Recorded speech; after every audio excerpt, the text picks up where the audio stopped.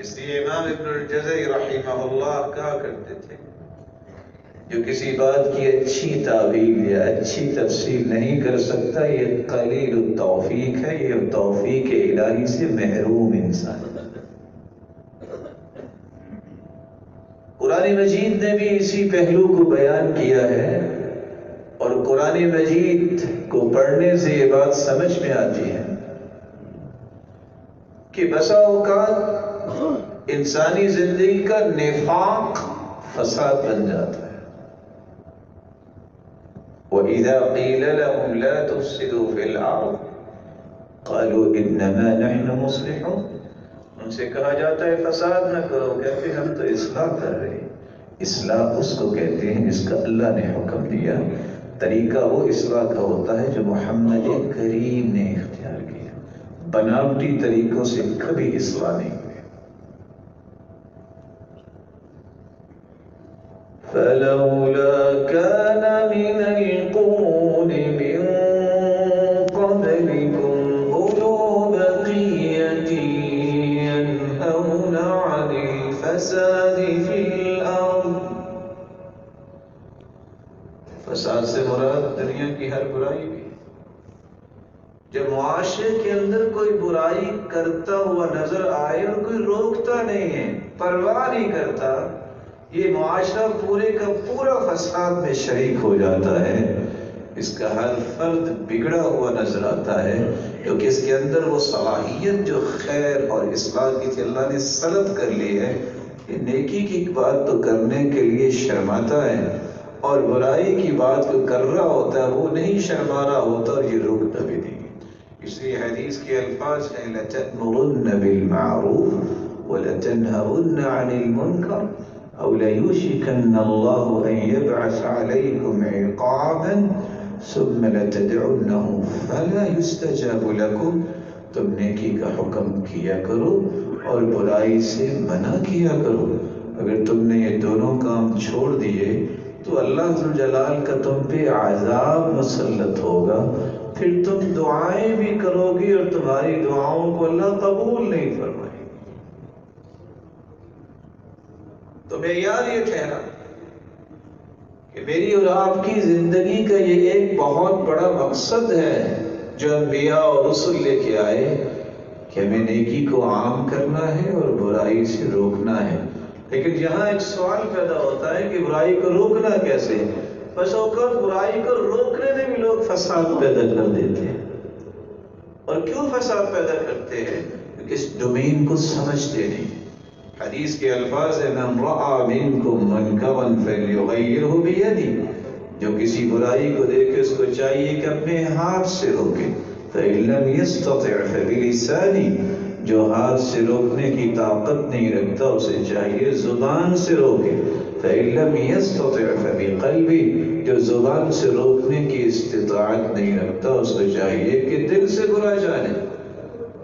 ہم جب یہ حدیث صحیح مسلم کی سنتے ہیں تو جذباتی ہو جاتے ہیں، ہم سمجھتے ہیں کہ تینوں کام ہم نہیں کرنے۔ نہیں، رکیے، ہاتھ سے برائی کو دور کرنا ہے تو آپ اپنے بچوں، اپنی بیوی، اپنے گھر والوں پہ یہ استعمال کر سکتے ہیں۔ اگر آپ کہیں کہ ہاتھ سے روکنے کا معنی یہ ہے کہ میں قانون کو ہاتھ میں لے لوں اور میں لاٹھی پکڑ لوں اور میں بازار نکل جاؤں اور جو بھی نظر آئے وہاں فساد مچانا شروع کر دوں تو یہ فساد ہی ہوگا، یہ اصلاح نہیں ہوگی۔ ہاتھ سے روکنا یہ حکومت کا کام ہے، میرا اور آپ کا کام نہیں ہے۔ زندگی میں کبھی قانون کو ہاتھ میں نہ لیں، اور یہ دین کا مقصد سمجھیے۔ 60 سال سے بخاری پڑھانے والا کتنا عظیم المرتبت انسان ہے۔ 60 سال قرآن پڑھانے والا اگر وہ اس کے ہاتھ میں قانون نہیں ہے، اگر وہ قانون کو استعمال کرے گا وہ فساد شمار ہوگا، کیونکہ اس کا یہ ڈومین، یہ دائرہ نہیں ہے۔ یہ سرکل آف کمپیٹنسی جو ہے یہ سمجھنا ضروری ہے کہ میرا دائرہ کیا ہے۔ یہ حکومت کا کام ہے، میرا اور آپ کا کام نہیں۔ اگر ہاتھ کی طاقت نہیں تو زبان سے روکنا۔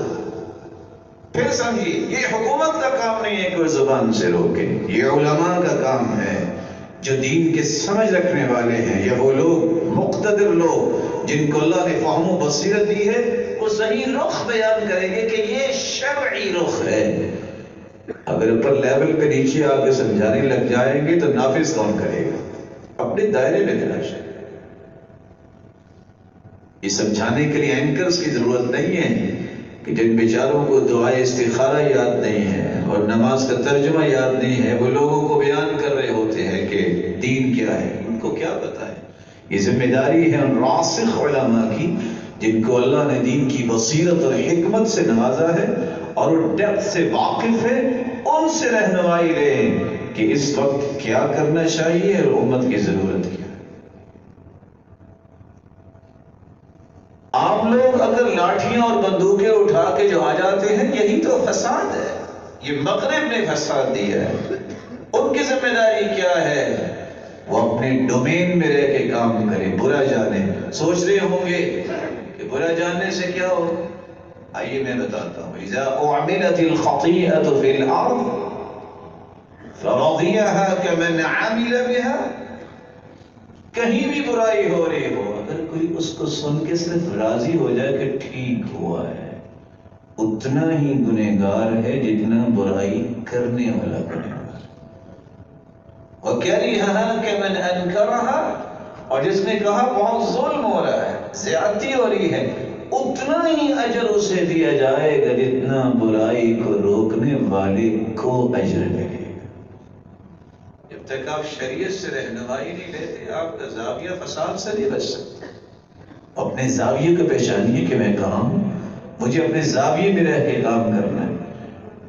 یہی وجہ ہے کہ جب انسان ایک دوسرے کی حدود کو باہمی کراس کرتا ہے تو وہ اصلاح کی بجائے فساد میں حصے دار بن جاتا ہے۔ ہمیں کبھی بھی پریشانی نہیں ہوتی۔